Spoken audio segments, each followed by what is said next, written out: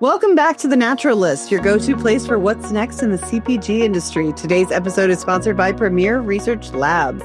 And we are joined today by Jennifer Pfeifer. It's your first time on the podcast. Welcome. Thank you. I am also supposed to say who I am. I'm Adrienne Smith.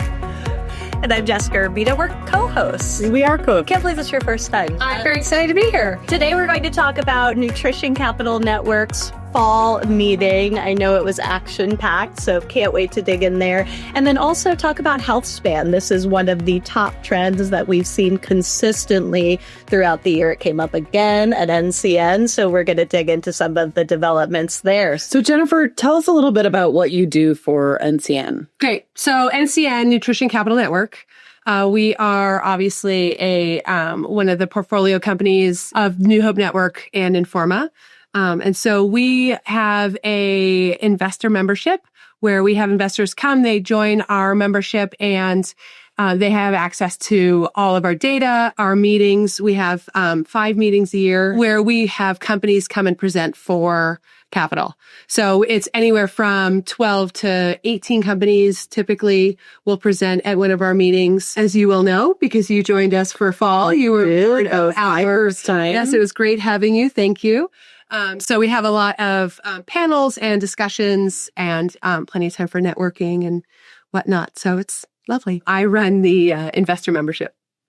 I love it. And so you're talking to investors all the time. Yes. You hear what's top of mind for them. And then we just got some interesting feedback that we heard around NCN events and investors saying that truly is one of the go-to places for understanding what's next in the health, wellness, CPG industry, that they feel like they're really have their finger to the pulse of cutting edge in this industry when they see the companies presenting at NCN. So we love to hear that. That's always our goal. Yeah, absolutely. Yeah. So there were 15 brands presenting at the Fall NCN conference in San Francisco. It was so beautiful. How do you curate that list of companies? That's a great question. So we try, Mike and I are the primary managers of NCN. And so we try and stay a little agnostic. So we have a selection committee, and it exists of industry professionals. A lot of them are our investors that are part of our network. They go through all the companies that apply to present on our website, and they rank them all accordingly and choose who will present at our meetings. And then those companies that present actually get one of those selection committee members as one of their mentors. And so they really help them put their deck together and prepare them for the presentation. Yeah. And there's so much value in that, right? Just like building that community and figuring out who, I love seeing like the mentors who matches up with which brands and how they have these long-term relationships that flourish over time. I was not able to see the presentations for fall this year because I didn't go to that meeting, but I'm curious I know you like to stay agnostic, so you can't choose favorites, but what were some of, and maybe I'll ask Adrienne though, I'm happy to chime in too. Some of the standout companies or trends that you really saw from those presenting companies this year. Well, I thought it was interesting. There was a really big variety of brands that were there. So obviously a lot of supplement tech, which was really interesting. It felt like there were some really cutting edge ideas there. Then we saw popcorn brand that was using sustainable heirloom popcorn in Canada. It was very cool, this purple heirloom popcorn. There was the brand that has technology for decaffeinated coffee. That was really interesting. So lots of different brands. And one of the ones that I thought was really fascinating, just because it felt like it had really strong market potential. Oh, of course, there was dairy brands. There was a Skyr yogurt brand, which was great because we talked a lot about dairy as a really big trend right now and a really big driver in the marketplace. But one brand that I thought was really interesting that I think got a lot of buzz there was that SIP. It was a super immune protein, and it's a product that's designed by a woman. I believe she's a health nurse practitioner who had spent years and years working in geriatric care and had developed this really interesting protein beverage to kind of replace the typical ones you see in the marketplace that have a lot of unsavory or non-natural ingredients. And it just really felt like this was a brand that was really looking at the marketplace, the needs, and it had a huge potential for growth as far as everyone could see. So that got a lot of buzz, which I thought was really fun.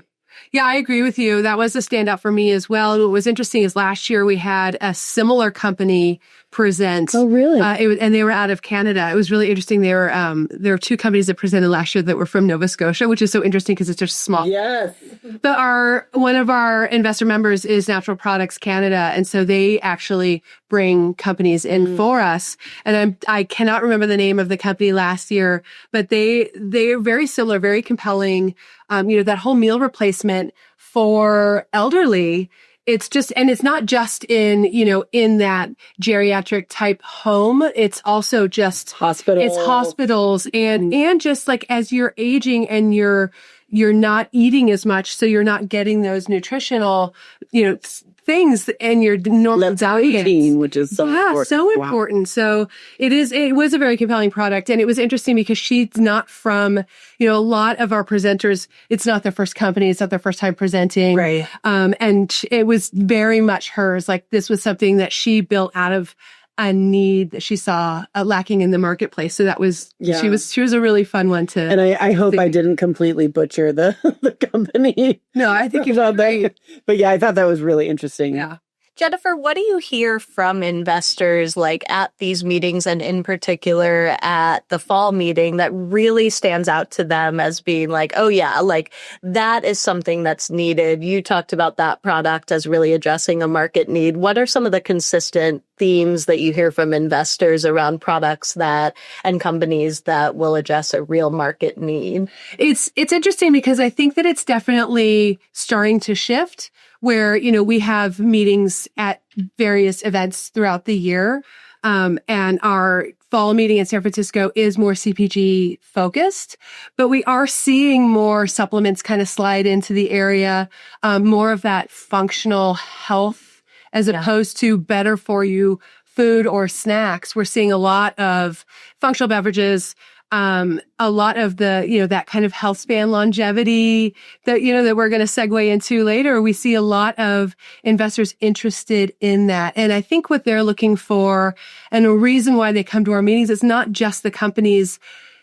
They're looking to partner with a lot of these founders. And so they want to look at and talk to and be able to interact with these investors where they might have a company, a brand or a novel ingredient, depending on, where we're talking about, but they might have something that's interesting to them, but they also want to see what they can also provide from their experience. Right. And I think it's really interesting at these NCN events that founders are able to give like a lot more context behind their companies, the science behind the products, the benefits for these functional products. We actually heard recently as well that investors are talking about like, wow, marketing has gotten so good in this industry, but like we want more than marketing. We want to know that there's the science behind the products, the efficacy behind them, and truly novel, unique to market offerings. Mm-hmm. So I think NCN provides the perfect stage to differentiate and to really share what your differentiating factors It felt are. very cutting edge, very cutting edge, very tech focused, lots of science on the stage, lots of scientists or physicians presenting. So it felt really exciting. Yeah, it's interesting to hear that. And I think you're right. I think a really interesting perspective that we offer founders is they're presenting to investors. And so every pitch is going to be different. If you're pitching at, naturally Colorado or some other, environment, the pitch is going to be different for investors. And so that's why we do the mentorship. And I think that that's so important, but it's also cool because it's not just the pitch. It's also, we all go to dinner together afterwards, and so you have an opportunity to go to a table, meet the founder, taste the product, and then see their pitch. And then we all go to dinner together and have a margarita and talk about, the day and what they experienced and get to have more of that human element to it, which I think is really special. Another follow-up question I want to ask you, because I think this is interesting. Like when a company is thinking about presenting in these different environments or pitching, we have Pitch Slam, we have Nexty Awards, we have all these different things. What do you think is really important for companies to think about as they're pitching to investors specifically? The investors want to know, that's a great question. And we get that a lot. And it's something that we try and coach them for their presentations for specifically not just investors, but our group. Our group wants to understand what your pain points are, what you need. So where do you need partnership? In addition to writing a check, do you need help with distribution? Do you need, somebody that can really help you, with your accounting? So our investors want to be involved deeper than just writing a check. And also the bottom line is we want to hear about your product, but we also need to know the numbers. And so what's the ask? Where are you going to spend the money?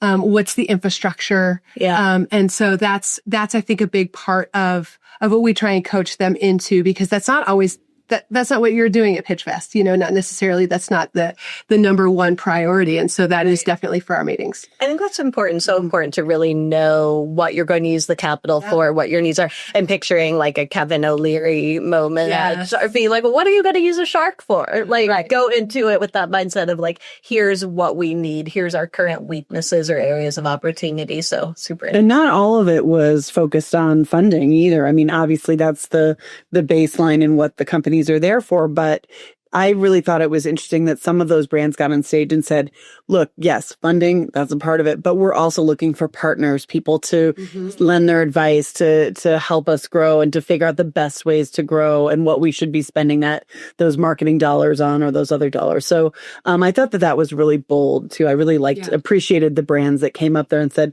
we want this, but we also are looking for all of this expertise. So how can you help us in that way as well? Yeah, I think that also helps. It really helps investors identify not only who they can be a good resource for, but it also, like, if a founder comes up and identifies where their strengths and weaknesses are, I think that's really profound for the investors as well, that they have that kind of understanding of what they still need to grow into. Because we're typically Series A, so we did have a couple of seed companies at Fall. If it's a really novel company, we'll put them on stage if they're earlier than Series A. But that Series A is kind of our sweet spot. So it's like you already have some level of established company at that point, right? But where are your struggles at this point? This episode of The Naturalist is sponsored by Premier Research Labs. Premier Research Labs, PRL, founded in 1987 by visionaries Dr. Robert Marshall and Dr. Linda Forbes, is a trailblazer in professional-grade nutritional supplements, driven by purity, fueled by innovation, and unwavering in its commitment to uncompromising quality. Born from the conviction that not all supplements are created equal, PRL redefined the industry with excipient-free, 100% plant-based formulas, solvent-free capsules, and extraordinary manufacturing practices that honor the body and the earth. With rigorous orthogonal and energetic testing, rejecting over 70% of raw materials that did not meet our exacting standards, PRL sets a premier benchmark for safety, potency, and trust.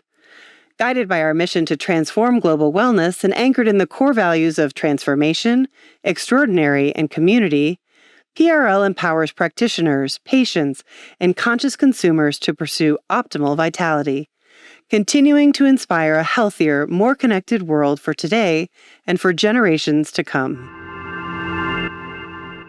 I love a good word cloud. Yeah. Right? Who doesn't? Don't we all? And we got some really great insights from that event. I think the question that we asked, because Adrienne, you had done a presentation on trends, and then asked the audience, the attendees of the event, many of whom are investors, what is a trend in this industry in CPG, health and wellness, that you're most excited about right now? And health span was big front and center, we also saw longevity, fiber, cognitive health, a lot of things that were related to health span. Before we dive into health span, because I do want to talk about that, I also thought it was interesting that we saw a lot of protein in this, and we talk about protein all the time, but we are talking so much more about fiber. And will fiber be the it ingredient? Is it the it ingredient of 26 as opposed to protein? So lots of things that I think were super spot on: functional foods, regen ag, collagen. But let's talk about health span. Yeah, I mean, it's so endless. The biohacking is just, there's just no end to it. It's really interesting to see where it is from even just a year from now. And I think that's one of the things that makes this idea of health span so interesting, is that it's about packaged products, but it's also health tech. It's also pharma. It's all of these. I mean, AI, all of them are playing in this space. But what is health span? So we've talked about it a ton this year, but it's really about not just extending your life or the number of years that you live, but extending and improving the quality of life. I pulled this interesting stat that more U.S. consumers would rather feel 25% healthier than live 25% longer. Wow. Interesting. Yeah, I think that's That's a shift. I think it is a shift. Yeah. The quality of those years that you're living. Doesn't it feel like, I mean, I love that this is such a big conversation now, but doesn't it kind of, when you stop and think of it, it kind of makes me want to be like, duh. You know, why weren't we talking about this before, right? Right. It seems kind of obvious, right? Optimizing those years. And of course, if you could do both, live longer and healthier in a lot of like the blue zones. Well, one almost lends itself to the other. If you're living better, you're going to naturally live longer. Yeah. So, yeah. I mean, every once in a while you like hear these, like see these interviews with people who are like 110 and are like, oh, I ate bologna every day. Yeah, I drank a pint of gin like the Queen Mother. They figured something out that we have not unlocked. But for the most part, this like proactive, optimized health, we know that the category, this health span category, is growing as it relates to healthy aging supplements. According to Nutrition Business Journal last year, so in 2024, the market reached about $913 million for healthy aging supplements alone. And we'll have final numbers for 25 soon.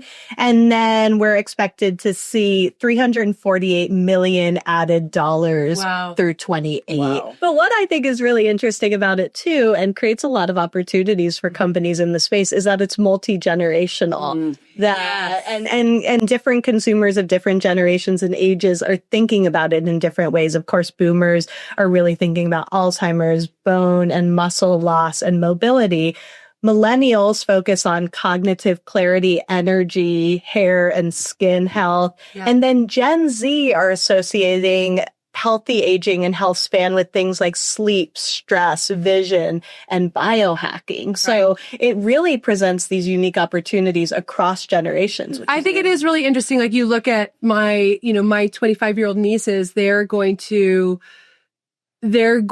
whatever they're putting in their body it's like water is great, but it doesn't do enough. So there's always like, what else is my water doing for me? And then, then you get into the thing that's so fascinating to me is, and I think you and I had a conversation about, because something you read, or we were sharing articles about the like longevity health span spas. Yes. How it's become like this part of your life now. Like you go away for the weekend to a spa where, you're doing long walks and eating well, and they're, teaching you about meditation, or you look at like, one of our investor members is Lifetime, the healthy way of life. So they're not just gyms anymore or health clubs. Yeah, it is so interesting. Yeah, I was reading that article in Forbes that was all about like the travel, like luxury travel meets longevity and health span space. And so that's back to this idea that's kind of showing up everywhere. I mean, how are people getting up, and what are they drinking in the mornings? Like, are you drinking coffee, or are you drinking green tea, or are you drinking some sort of mushroom coffee alternative? Like, I mean, it really, I think, encompasses everything we're doing. And that it's also self-care, right? That it's like you're wanting to quantify and measure those outcomes and those results, which is where all the technology comes in. But then you just want to do things that nourish your body and your soul and make you feel good. And I think increasingly people are marrying those two. I mean, I would hope so, because I also see this. There is a certain part of this movement that is also just one more thing for people to feel guilty about not doing. True. Like, I'm not getting, what I'm supposed to have 100 grams of protein. I'm not getting enough protein. I'm not getting enough sleep. I'm not getting enough. I should be tracking my sleep patterns, and I should be biohacking, like I said before. And, so I do feel like there is this one part of it that's like, oh, these are all the things you should be doing. If you're not doing them, you're going to feel bad about that. And that's taking away from self-care. So I like the idea that those things are coming together, hopefully in a way that, am I just airing my own demons? I think that's really valuable. I think that's a great perspective. That's what it's here for, right? But I think that that's kind of where AI has a really nice play into it, because you're always going to have, I grew up as an athlete. And so, we were always tracking the data, like how fast did you run? How, what was, and so there's always going to be people that are always chasing the data. And then there's people that are just out there doing it because they enjoy doing it.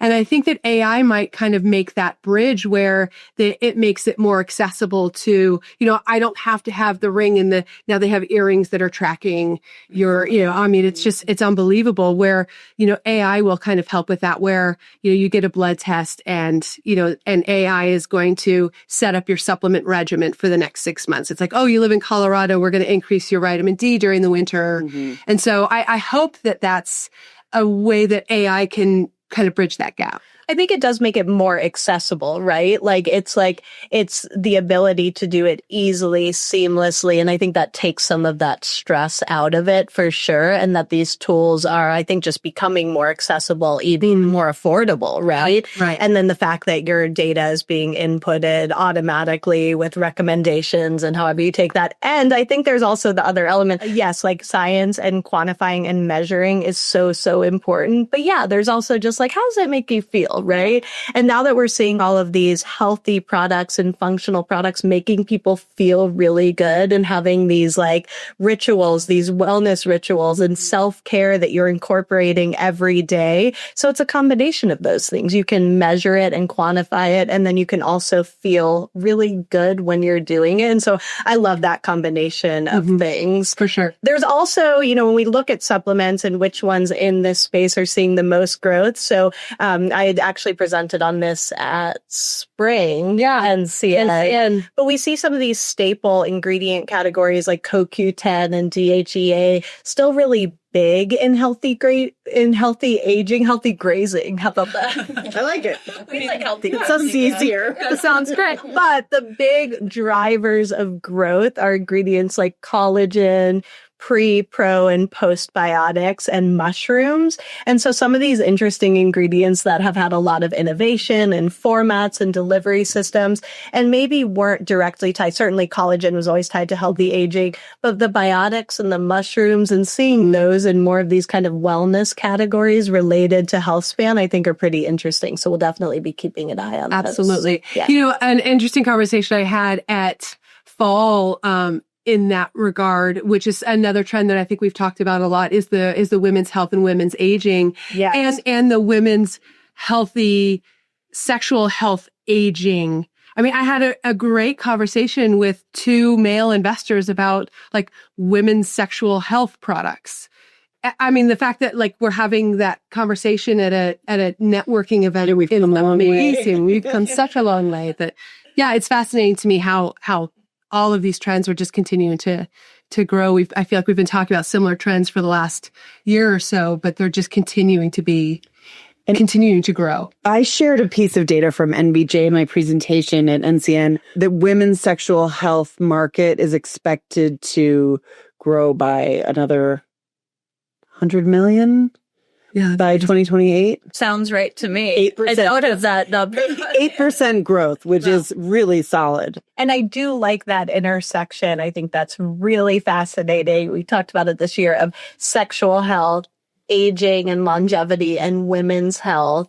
And they're all kind of they're all combine all of those. Yeah. And I think that protein, while not as much in the sexual health space, certainly in women's health and healthy aging, that is kind of like the ingredient. So even if we see that, like some of the hype, like, okay, we may not I hope we don't see any more protein Pop-Tarts or whatever in the world, but we will see more targeted uses and applications and benefits of protein. We had Dr. Gabrielle Lyon at Utopia Now talking all about protein's role in women's healthy aging. And I think that's really important, particularly as we also see, GLP-1s and the future of that. And when people are figuring out how do I incorporate all of these elements of a wellness regimen in a way that makes sense for me, protein will be really, really key for mobility and healthy aging and all of that. So for sure. And it's interesting because I've been around long enough to see a lot of these different GLP-1 type,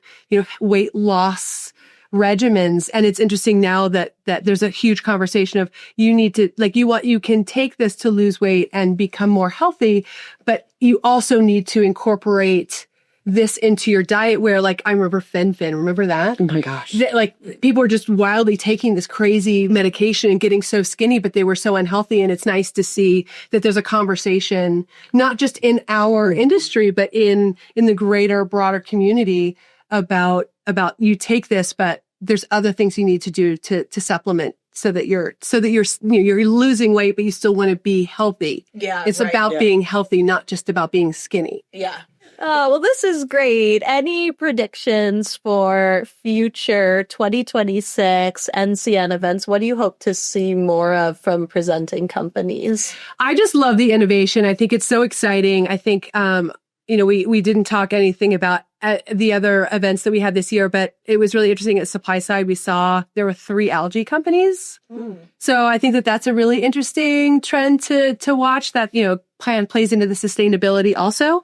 But I love the innovation. I swear I could write a check 1 million times over every time I go to one of our meetings. It's so fun to see all of the passion behind all of the products. But I just, I really feel like we've been saying this for the last couple of years where, I feel like investors have been on the fence and it's been a little bit slow, but I really feel like people are starting to show up a little bit more. They're starting to really engage more. So I hope that we see some more fundings. Well, and the natural products industry is growing. I mean, tremendously. Oh, thank you so much, Jennifer. Thanks for having me. This was fun.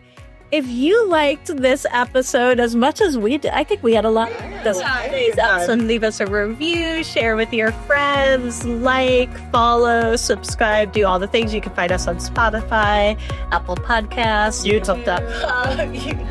The list goes on. Actually, that might be the list. Thanks for listening, watching, and we will see you next time on The Naturalist.